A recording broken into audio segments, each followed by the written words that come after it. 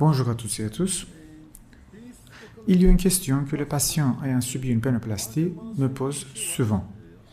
Le patient me demande, après 2 ou 3 mois de l'opération, il m'envoie un message, docteur, la graisse n'a pas été injectée ici et là-bas dans mon pénis. Alors pourquoi? Soyons raisonnables. Combien mesure un pénis? Entre 11 et 12 cm, disons qu'un pénis fait 15 cm en érection. On y injecte de la graisse. Combien on injecte? On injecte environ 60 cc. Quand je dis cela dans un congrès, mes collègues me disent, même si vous coupez le pénis et le mettez dans l'injecteur, il ne le remplit pas. Alors, où injectez-vous toute cette quantité de graisse? Vous me comprenez? Autrement dit, la taille de l'injecteur est beaucoup plus grande que celle du pénis et on injecte autant de graisse tout au long du pénis. Donc, la surface est petite. La quantité de graisse que nous injectons tout au long de l'organe est trop importante. Y a-t-il une chance que l'on ait été raté? Est-ce qu'une telle chose est possible? Donc, on a injecté de la graisse partout, mais on a raté une zone. C'est pas possible. Sinon, la longueur d'un pénis à l'état de flaccidité, qui est de 6 ou 7 cm, sera de 10 à 12. Si nous ne pouvons pas injecter de la graisse dans une zone déterminée, c'est qu'il y a une raison. Alors, ne me dites pas que j'ai raté une zone et tout ça. C'est un problème qui se produit surtout chez les patients circoncis.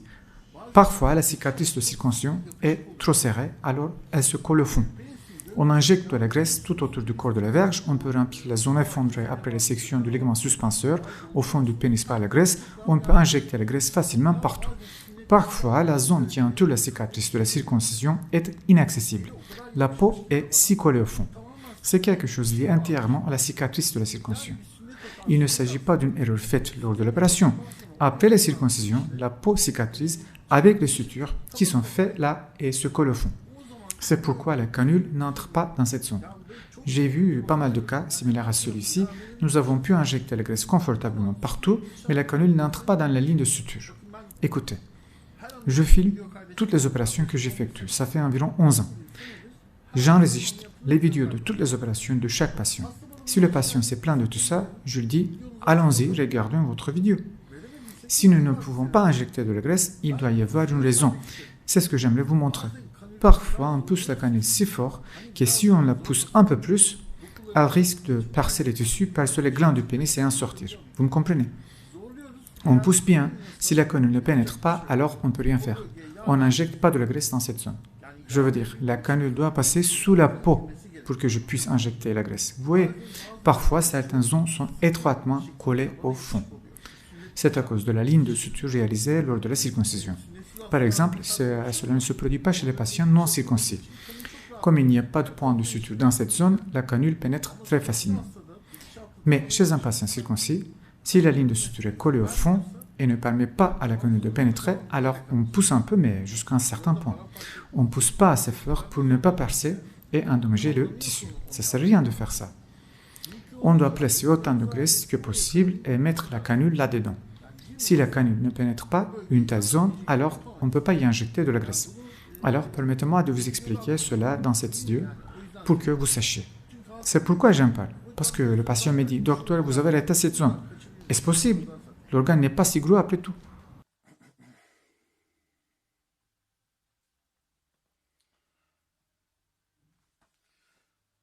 Parfois, le patient me contacte immédiatement après l'opération. Il me dit « Docteur, un côté du pénis est gonflé, l'autre côté ne l'est pas. » Parfois, ce qu'il arrive est le suivant. Écoutez, le tissu du pénis devient œdémateux. Bien sûr, il y aura un gonflement. En dehors de la graisse injectée, l'œdème se produit par l'accumulation d'un liquide séreux, ce qui cause le gonflement.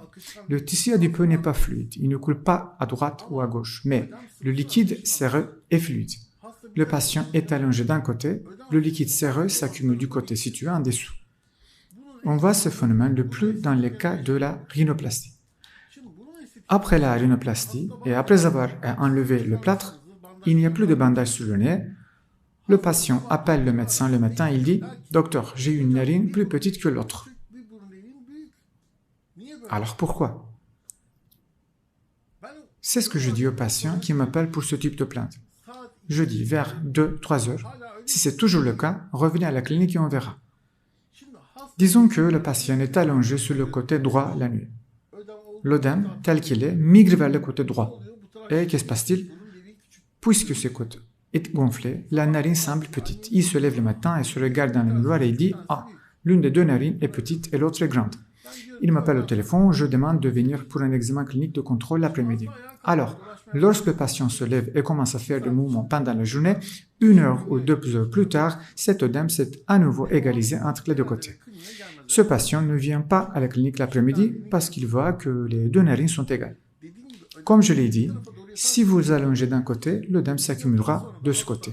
Après l'opération, le patient, disons qu'il est allongé sur le côté droit, alors le côté droit du pénis peut lui paraître plus gonflé car l'œdème est accumulé là-bas. Donc, ne vous trompez pas.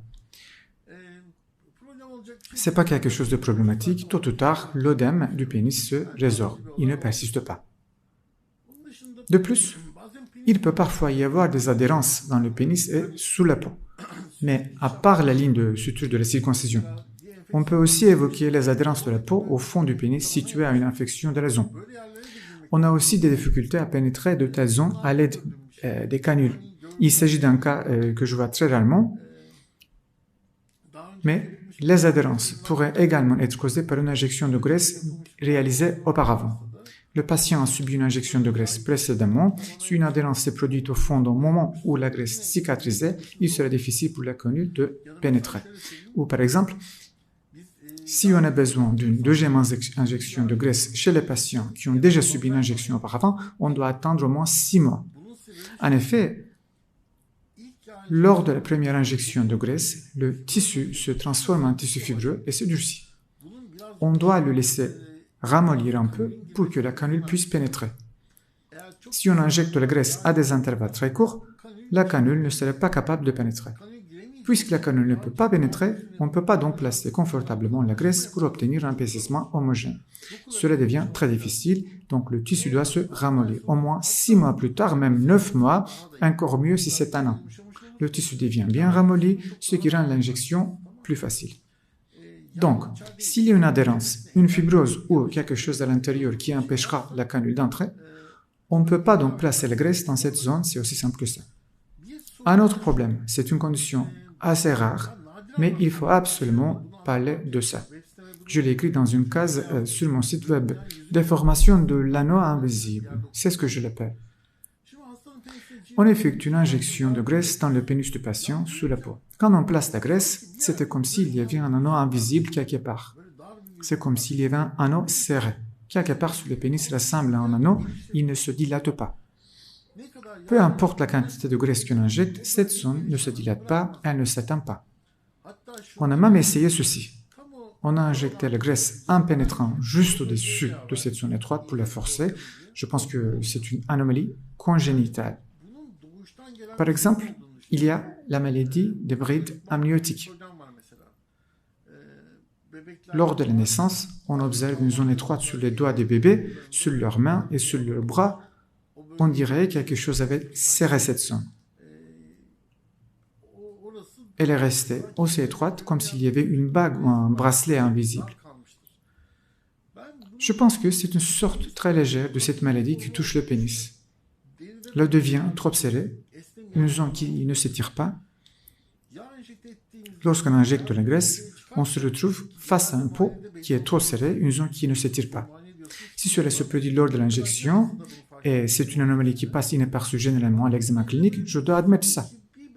On examine le patient et on ne trouve rien. Je n'ai rien remarqué cette anomalie que chez un seul patient jusqu'à présent. Je l'ai examiné, j'ai remarqué une zone sur la peau qui était légèrement étroite. Je l'ai dit au patient et c'est vraiment ce qu'on a trouvé lors de la chirurgie. Elle passe inaperçue à l'examen clinique et elle se manifeste lorsqu'on injecte de la graisse. Comme j'ai dit, c'est très rare. Je l'ai vu que chez 4 ou 5 patients jusqu'à aujourd'hui. Dans ces cas, et lors de l'injection de graisse, cette zone ne se dilate pas. Elle reste si serrée comme s'il y avait un anneau. Mais ce que j'ai réalisé, lorsqu'on injecte la graisse la deuxième fois, cette zone s'améliore. Quand elle est forcée une fois de plus, elle se détend. Et cette déformation invisible de l'anneau se corrige. C'est quelque chose d'assez intéressant. Nous ne savons pas les raisons de ce problème, mais je pense qu'il s'agit d'une anomalie congénitale et que c'est une forme de la maladie des brides amniotiques. C'est une anomalie qui est réparée spontanément après la deuxième chirurgie. Et comme je l'ai dit, et selon mon expérience, je n'ai vu que 4 ou 5 cas, mais ils ont tous été améliorés par une deuxième injection. Je viens ainsi de vous en parler. C'est tout ce que j'ai à dire à propos de ce sujet. Si vous avez d'autres questions à ce propos auxquelles je n'ai pas répondu, si vous avez été opéré ou si vous avez un problème, sentez-vous libre de me contacter. Bref, merci de m'avoir écouté. Pensez aussi à regarder les autres vidéos sur ma chaîne.